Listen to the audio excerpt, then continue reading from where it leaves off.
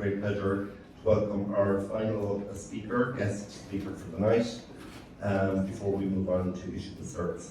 So Leo Ryan is a personal trainer and breathing coach.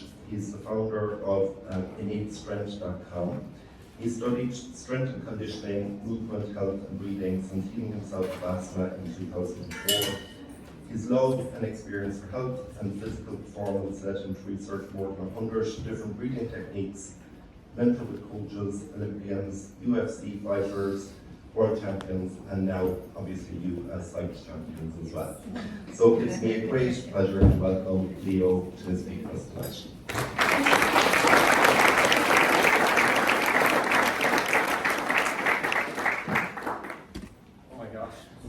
And cheers after that singing. That was absolutely beautiful, ladies. It was really gorgeous. Well done. Well done.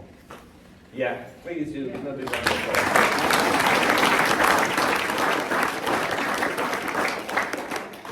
And it really sings to my soul in that sense, because breathing is it's a really important thing for me and for all of you, I hope. But if you think of singing, what is singing? Singing is breathing with vocalization.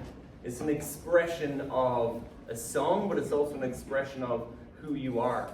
And the ladies are absolutely right. You go in and you sing, and you'll change your state of being. Your state of body, your state of mind, how you feel, it changes you. And that's what I found with breathing, of all things as well, is that just so happens it's like this fundamental keystone to your body, your mind, your spirit, and even connection into your community. And that's what I want to kind of impart to you today, is how it links in with mental health and how that you can take agency of your own state of health through just something as simple as breathing. But before we get into all that, you know, it was often a problem I had, which was I never knew the definition of mental health for a long time. And so it's nice to be reminded of that, which you can see on the screens. It says mental health is a state of well-being in which every individual realizes his or her own potential. They can cope with the normal stresses of life, can work productively and fruitfully, and is able to make a contribution to his or her own community.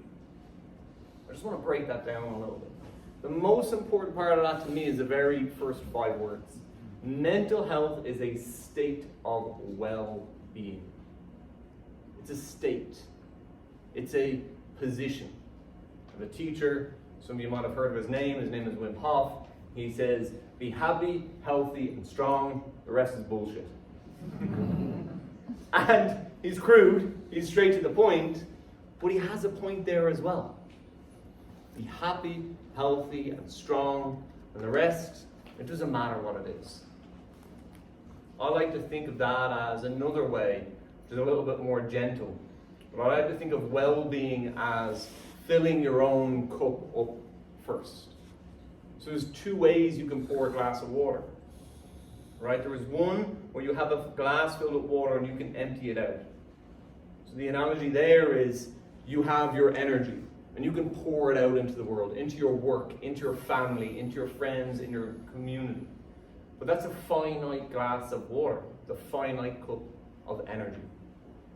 Or there's a second way of doing it, which is to run the tap through your cup and allow it to overflow into the world, to fill yourself up, to put the foundations of your well-being at center. And then from that point, to be able to share your talents and your skills and your love with the world. So it's from that state that I can see that somebody can realize their own potential. They can become aware of it and they can pursue it. They can cope with life, work productively and fruitfully, and make a contribution to the community. And for me, that all starts with breathing. And the reason it starts with breathing is because that's kind of my pathway into everything got to do with health. You have to learn how to breathe free to live your greatest life. And the reason why that is because I spent most of my childhood sick. I had chronic childhood asthma from the age of 3 to 19. Doctors saved my life on many occasions where they came to me in the middle of the night and gave me medication to help me to live. Got me off the hospital, they saved me. And I came to a head when I was 19 and I spent a total of 6 months in bed sick with asthma. 3 inhalers a day, 14 courses of antibiotics in a year, over 425 steroid tablets. I know that because I managed to keep my tax records. But that's how it was, and I remember my GP saying, you can wrap yourself up in bubble wrap, Leo, and put yourself away till you're 25, and we don't know if you'll get better. And it was at that point that, something changed in me. Something deep. I didn't think I'd live to see 40. I knew I wouldn't become a footballer, which is what I really wanted. I was studying computer science, which I hated. And things were unraveling for me all the way through. And I couldn't understand. Because when I was good, but then I was sick a lot. And then about a month later, my mom phoned me up and said, Leo, this breathing technique has come to Ireland. It's called the Buteyko method from Dr. Buteyko in Russia. There's an Irish guy, Patrick McKeown, has went over there and learned it and he's brought it back. You interested in learning it? I says, yeah, I'll do anything. So I went to Patrick. It took 3 sessions to understand how breathing works and learn how it works. And then it was my responsibility to start training it. And I was lucky because I was motivated. I was desperate. But I did it. I followed the method. I put in the practice. By the time I got to see a respiratory consultant a year later, I was completely symptom-free. My numbers on breathing had gone through the roof.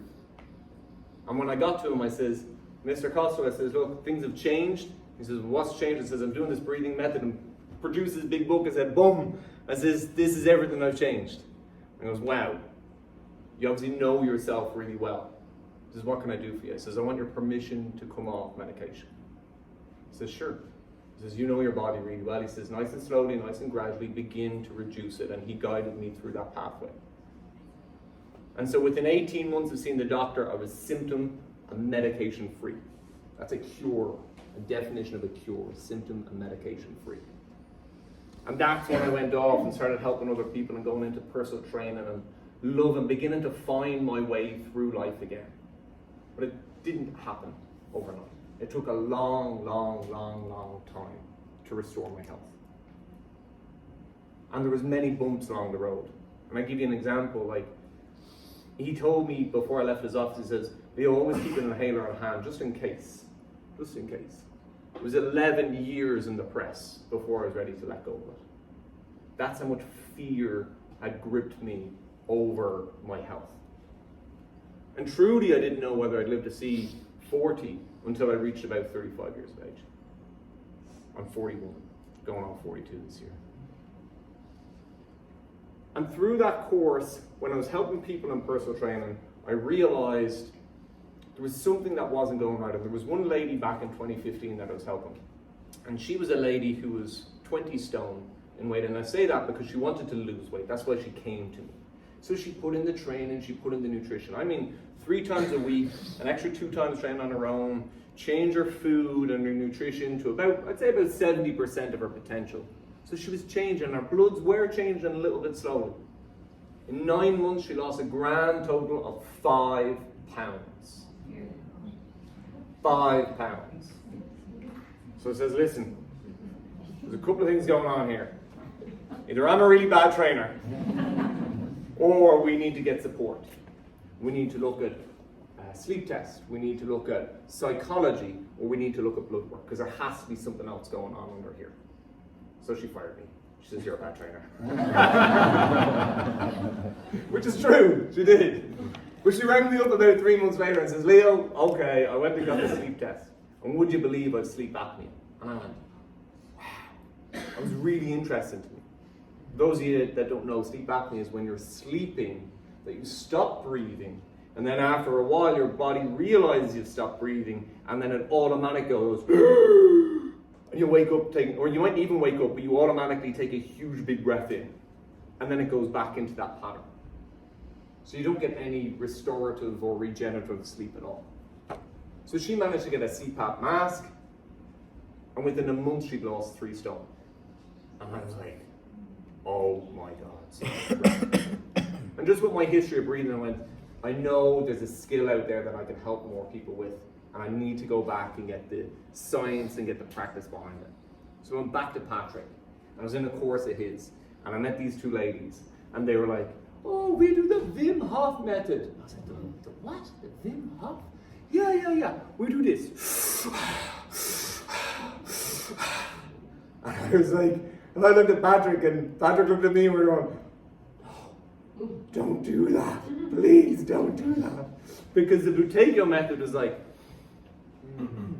calm, nose breathing, quiet breathing, gentle breathing.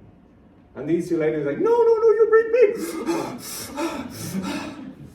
But then there was science coming along, and it was interesting because on the one hand you had Buteyko saying, oh, we can influence over 150 different lifestyle diseases, from mental and physical health, from respiratory to gut to the mind as well.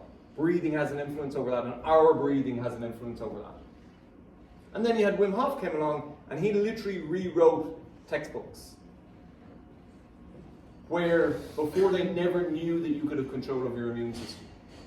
And through research on him and controls that, and a study that they had done, they realized that through breathing, you can control your nervous system, which will then influence your immune system. And that's really interesting. Because a couple of years ago I learned from a psychiatrist that there's 4 pathways to a lot of mental ill health diseases, like schizophrenia, and bipolar, and major depression. One is the brain. That's what they originally thought in psychiatry. There was a problem with the structures. That's why they dived in and cut pieces out and figured it out back in the 1800s or 1900s. And they realized there must be something else. So they went into the mind, and they realized, actually your thoughts can really affect how you feel and your state of well-being. And then in the 1990s they realized, your hormones have a role to play. And a change in your hormones, an adaptation to your hormones, can really influence your mental health. And then in the 2000s they realized, your immune system also has a role to play. And if you've got certain immune markers that are heightened, it can really and directly affect mental health. And I was like, wow. Because here was I learning these simple methods of breathing, and their research was showing that it does influence the mind. It does influence your hormones. And it does influence your immune system. And I went, that's incredible. And so as I work with people over the last, since 2015 at least, it's incredible to see the difference in people's lives as they just put something so simple as breathing into their life. And they become aware of the power of it, and then they begin to use that to benefit them, as opposed to just let it wash by. Does that make sense? So there's 2 really important things to breathing. One is your subconscious rhythm, the one you're not thinking about. Yeah, the 24,000 breaths a day, it just happen naturally. Well, there should be a nice rhythm and a pattern to that. And the other is your conscious breathing, which are the techniques we use to help us regulate ourselves, to sometimes focus our mind, to calm our brains, or to get us excited. And there's breathing techniques for all of those. And so I just want to give you a taste of some of that today and an understanding of some of that. Does that sound good? Mm-hmm. You ready to take part? Yes. All right, beautiful. So sit there nice and tall in your chair if that's okay. We're going to take a breath in through our nose and out of our mouth. It's a full breath. And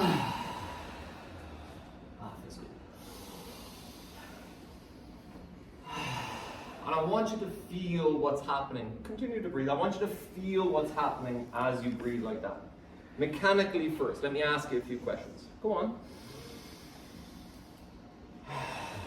So with a full breath, does your chest expand? Does your tummy area and lower ribs expand as you breathe in? And then on the exhale, can you let go of your exhale.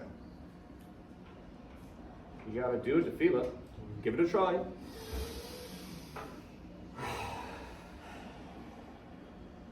All right. How do you feel even after taking those, 5 or 6 breaths?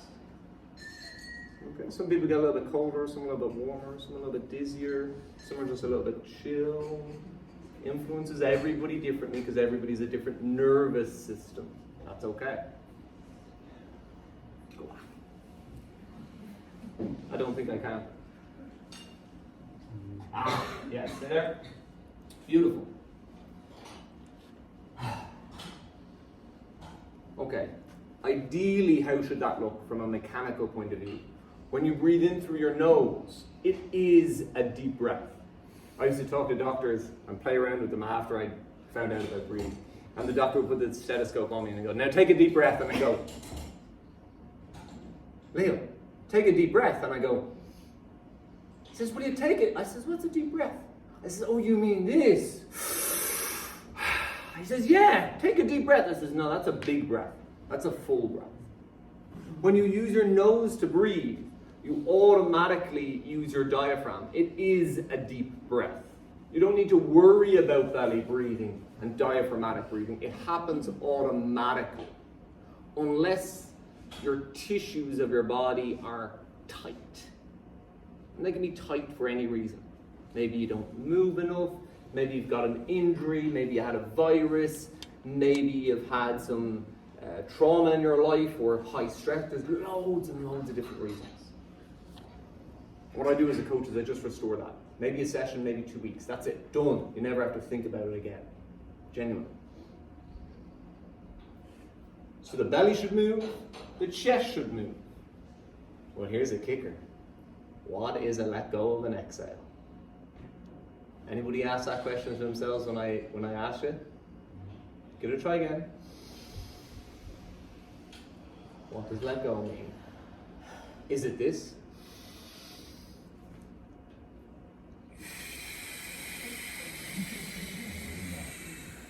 Or this?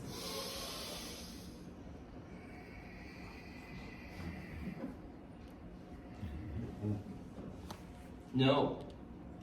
Or any version of that. If you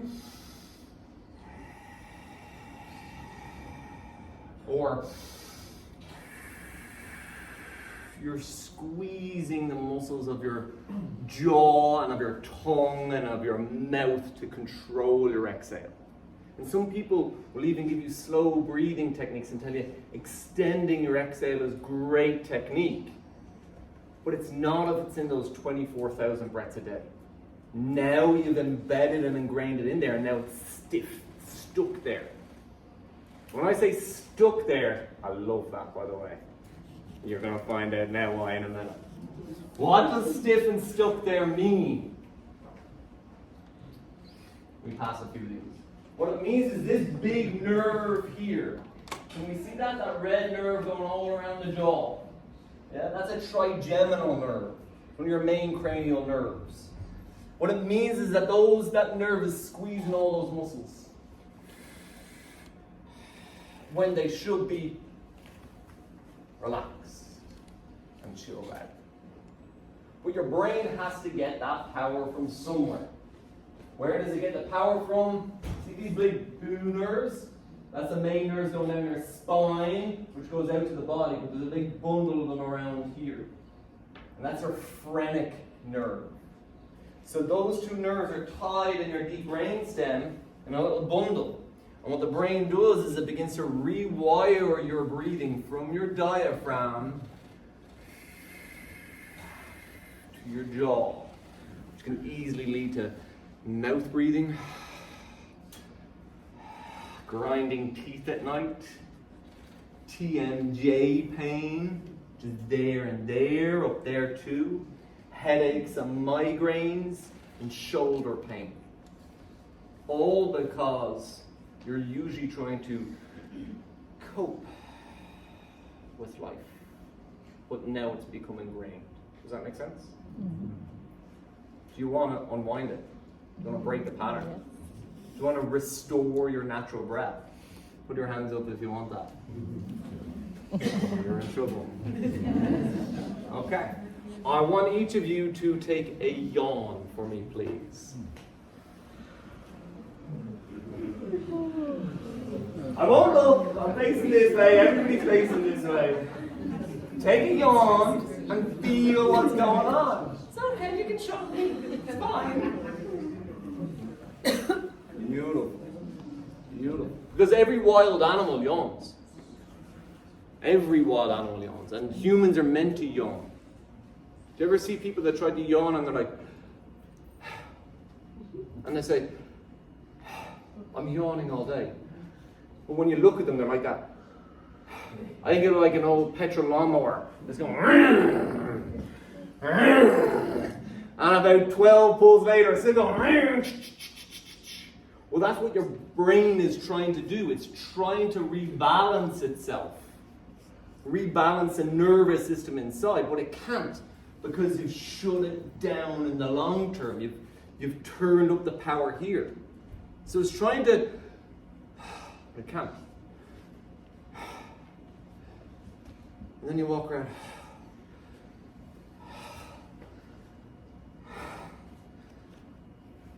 And then you're in work and somebody pisses you off and really gets under your skin and you're like, I'm okay, just give me a minute. And then you walk away and you're like, I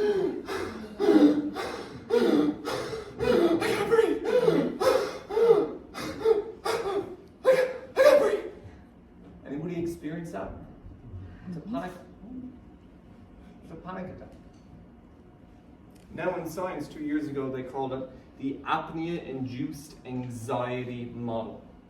They now know that breathing is tied to fear, panic, and anxiety in your brain.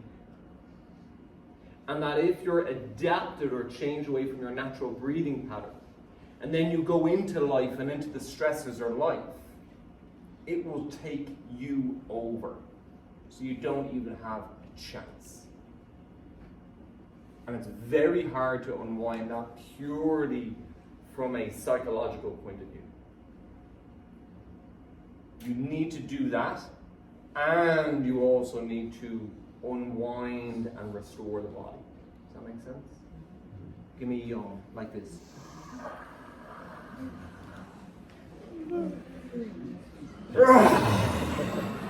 Yeah! Come on. It's all it is a breath in and a stretch of your mouth. That's all it is. Give it a go. Don't leave me on my own. Don't leave me hanging.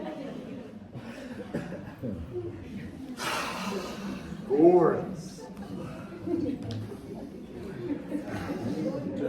It's beautiful, isn't it? Yeah.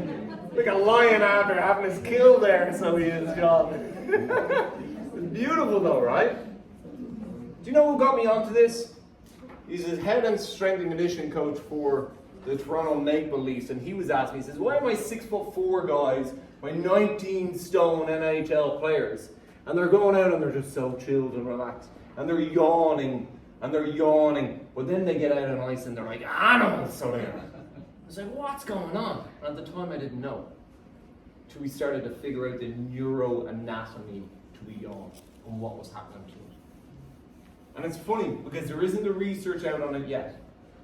But everybody that I work with is like, oh yeah, that feels good. And the more people I've seen over the last 3 to 4 years, where we just bring that in, all of a sudden they take a full breath, and their tummy moves a bit more, their chest moves a bit more, and then they can let go of the exhale. Because now breathing can be used to your advantage, both in sport, but also in work. It can help you to focus and concentrate for longer, yet remain calm and relaxed. It's a foundation stone that builds everything up. Every other practice, from a physical point of view. As I say, it's the linchpin of every system in your body. And if you understand how to use it, then you understand how to use everything else better and better and better.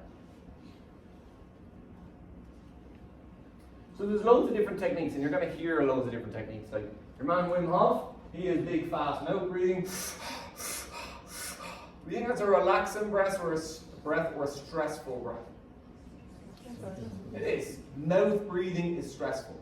Yeah, it's arousing. It's exciting. It gives you energy. It's like a cup of coffee. You want to give it a go? Come on, let's give it a go. Like this.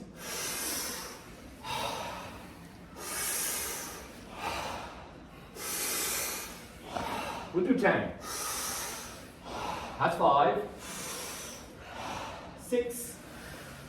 7. Full breaths now. All the way in. Let it go. Deeply and fully in. And let it go.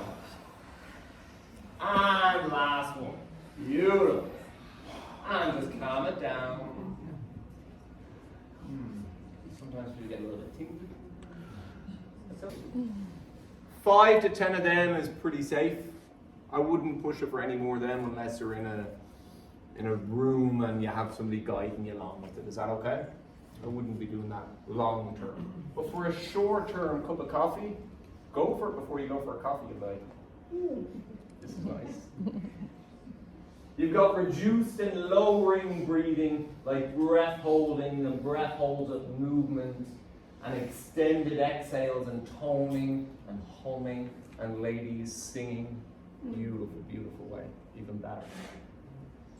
And then you have the middle, which are just they're short little bursts of breathing techniques, which will just help you to keep going. But it doesn't leave you with like that dip after a coffee. Does that make sense? It will ease you up and just be like, yeah, this is nice. But it's not going to drop you, which is nice. Let me show you a different technique. Let me show you a beautiful one called 4-6 breathing. Anybody doing 4-6 breathing? Okay, it's really simple. This time we're going to use our nose only. Breathing in for 4, out for 6. Okay, with me. Breathe in, 2, 3, 4. Breathe out, 2, 3, 4, 5, 6. In, 2, 3, 4.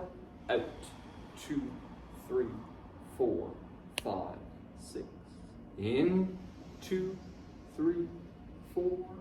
Out, 2, 3, 4, 5, 6. In, 2, 3, 4. Out, 2, 3, 4, 5, 6. The last one. In and out. Glorious. You even feel the flow in the room just change. Nice. That is probably the most researched breathing technique you'll see. It's the only one with any decent science behind it at all. And what it does is it entrains your body to the rhythm of your breathing. You know what entrainment is? Entrainment is like marching. One person starts marching, yeah? And then everybody's like beating their hand or their head. That's why an army marches. They don't walk, they march to the beat, yeah? It was originally research where they put grandfather clocks into a room, and they did this by accident. And they were all tick-tocking to different rhythms. And when the researcher came back into the room, he found that the grandfather clocks were all tick-tocking to the same rhythm. And that was what entrainment is, where you get a beat, and everything else falls in line with the beat. Well, there was a researcher back in 2001, and he was analysing actually prayers. And he got the Our Father in Latin, he had a Yoga Sutra prayer, and he had a Jewish prayer. And he had people recite them. And he wanted to see the effect of prayer on the human body. And he found it was incredible. Because the prayer, physiologically speaking, dropped their heart and their brain into a rhythmical fashion. Yeah? And all 3 prayers drop the people into the same rhythm. I was fascinated by it. Says, what's a common thread in these prayers? And he realized that all three of the prayers dropped them into roughly a 5.5 breath a minute cycle. Or 4 in and 6 out, what you just did. So he extracted out the breathing pattern and just got them to do that, and found that they had the same effect on the heart and on the rhythm of the brain. Since then, they've found it's amazing for helping you to de-stress in the moment, to relax, to bring calm into your body, and nobody even knows that you're doing it. You can sit there pre-meeting and just be like,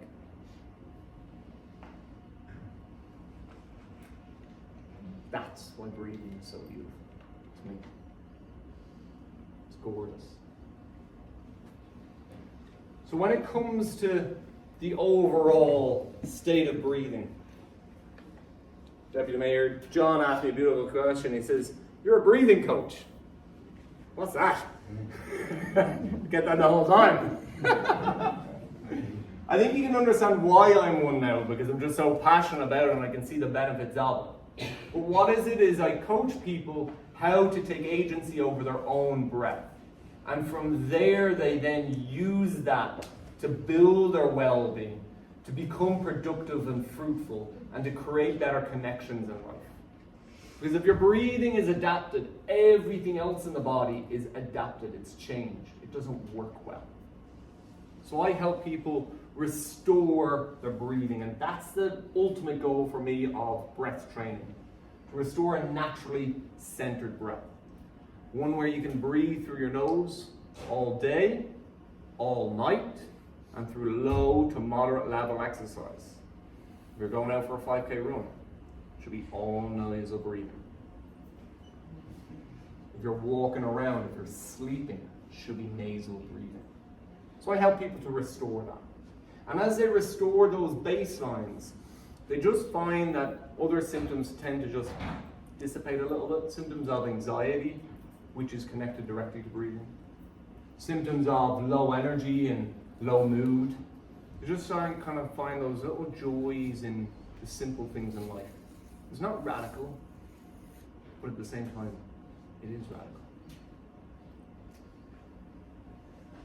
The other side then of breathing, once you restore it, is to be able to use it, to sing, to talk, to communicate, to express, which is an area of breathing that is not talked about much.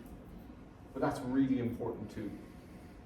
Because if you pent up that anger from the workplace all day and you've nowhere to let it out, it gets stuck in there. I know. Sorry. I've got 3 girls at home, teenagers. They're killing me. I had to come all the way to Cork to get rid of them. But no, you have to have a space where you can express yourself in a positive way, in a safe way. Lovely yawn. And that is the art of breathability, as I would refer to it. It doesn't take much. It does take a bit of focus. But regardless of breathability, you can always use breath work, which is those little 2 to 5 minute sessions, or bigger sessions, to change your state of being in a moment, to make you feel better. You can use it to get your brain working better and focus and concentrate for longer. You can use it to instill calmness in the body. And you can use it for deeper levels into you as well. But I would suggest you do that, like deeper levels of meditation and introspection. I suggest you do that in a class you go to, because they're popping up all over the place now. It's well worth going to if you're inspired to do it. And that for me is what breathing is all about. So ladies and gentlemen, I hope I inspired you and gave you a few tools to connect in your breathing into that mental health aspect, where you can use something in the moment and you now understand that, oh, this is a deeper layer that I can go into. If that's something you like to do, I've got a free breath sessions on Spotify. They're breathing, they're like 8 to 10 minute breathing sessions that will guide you through just a variety of different really relaxing techniques. I've got a podcast which is just with clients and friends of mine, which is about their journey through health. Some of them really deep mental health stuff, some of them physical health. It's really interesting. And lastly, I have a book as well. So I hope you enjoyed the presentation. And most of all, I want to give, I didn't do this at the start and I should have, a big thank you to Psyched for inviting me down, to Aoife and to Justina as well, and of course to Cork City and County, the two of you. Thank you very much for having me down.